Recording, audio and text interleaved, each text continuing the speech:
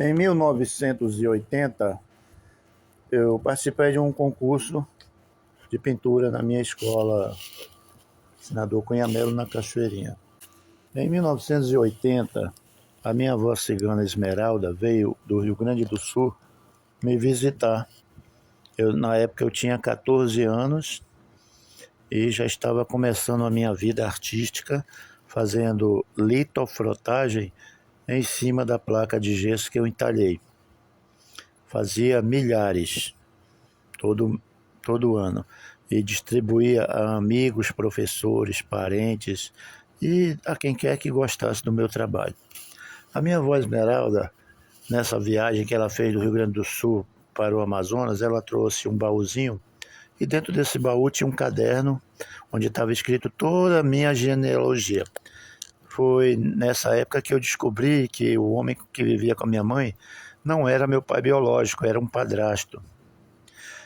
A minha avó Esmeralda me deu de herança do clã Avalon Picão um caderno que estava escrito toda a nossa história, toda a nossa genealogia, um par de sinos que veio lá do Tibete ou da Índia, um par de adagas que veio do Egito, e mais incenso, perfume, brincos, colares, pulseira, um livrinho de metal que estava escrito o nome de todos os meus antepassados.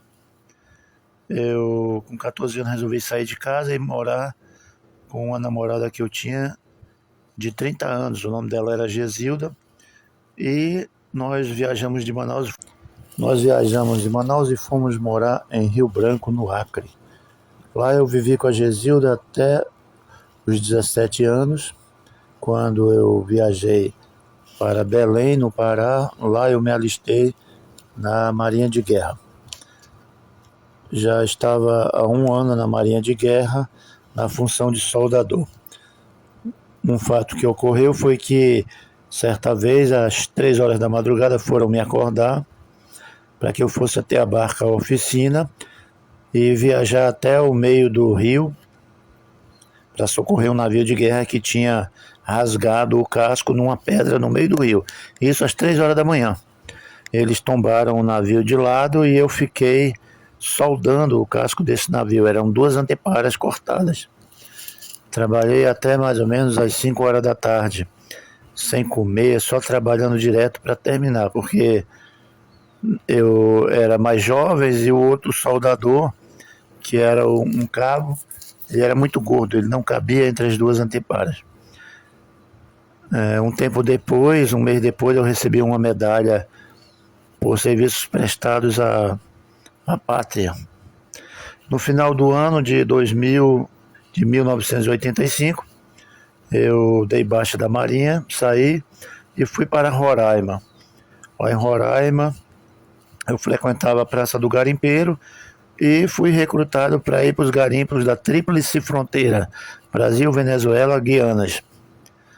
Fui para o garimpo e trabalhava lá. Era um trabalho muito penoso, muito sacrificado. Aconteceu que despencou um barranco, cobriu eu e mais 2 companheiros garimpeiros.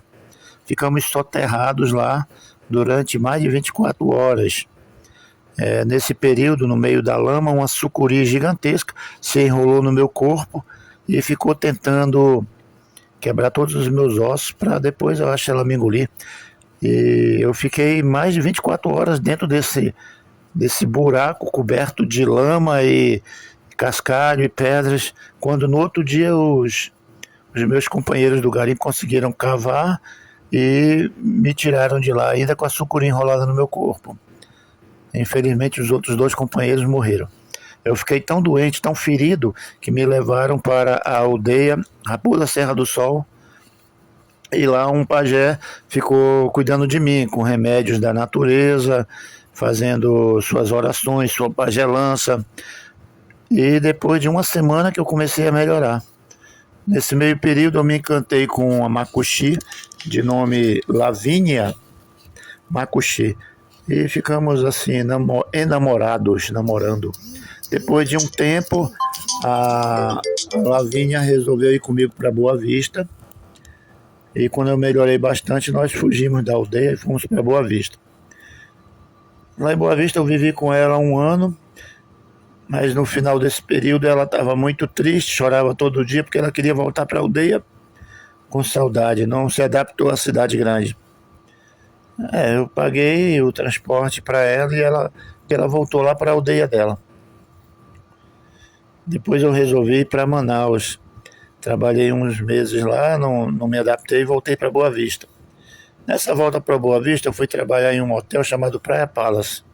Lá eu conheci uma índia Makuxi, chamada Carmélia Colli.